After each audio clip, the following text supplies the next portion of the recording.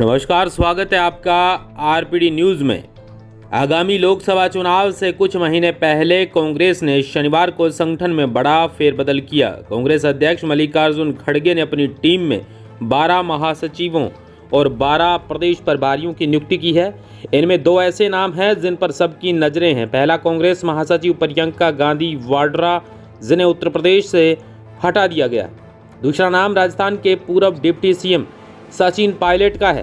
राजस्थान के हालिया विधानसभा चुनाव में करारी हार के बाद माना जा रहा था कि पायलट को कांग्रेस आलाकमान बड़ी जिम्मेदारी दे सकता है। उन्हें या तो राजस्थान कांग्रेस का वापस से अध्यक्ष बनाया जा सकता है या फिर नेता प्रतिपक्ष की जिम्मेदारी दी जा सकती है। लेकिन नए फेरबदल में सचिन पायलट को राजस्थान से ही लगभग बाहर कर दिया गया है।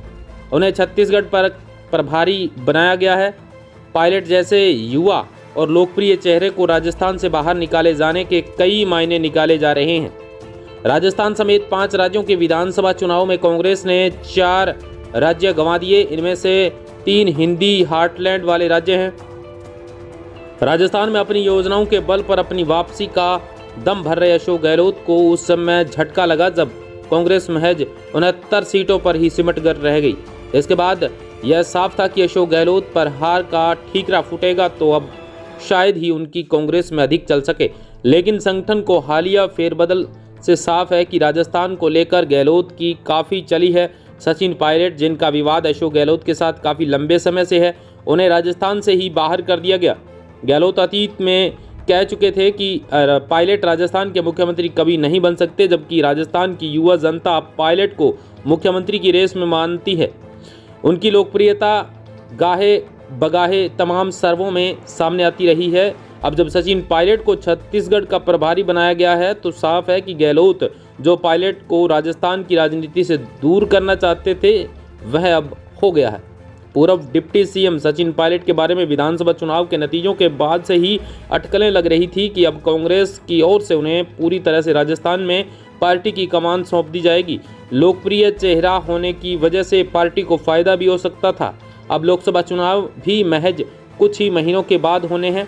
ऐसे में सचिन पायलट दोबारा युवा जनता को साथ लाकर कांग्रेस को कुछ वापसी जरूर करवा सकते थे। पिछली बार 2019 लोकसभा चुनाव में राजस्थान में बीजेपी ने शानदार प्रदर्शन करते हुए सभी 25 सीटों पर जीत दर्ज की थी।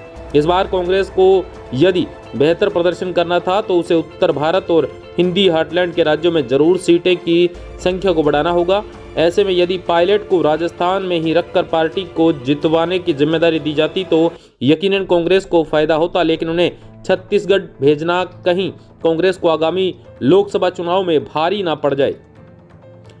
राजस्थान में पायलट को गुर्जर समाज का बड़ा नेता माना जाता है। पायलट को एक तरफा गुर्जर मतदाताओं के वोट मिलते रहे हैं, लेकिन इस विधानसभा चुनाव में ये वोट कांग्रेस को न जाकर बीजेपी की ओर गए।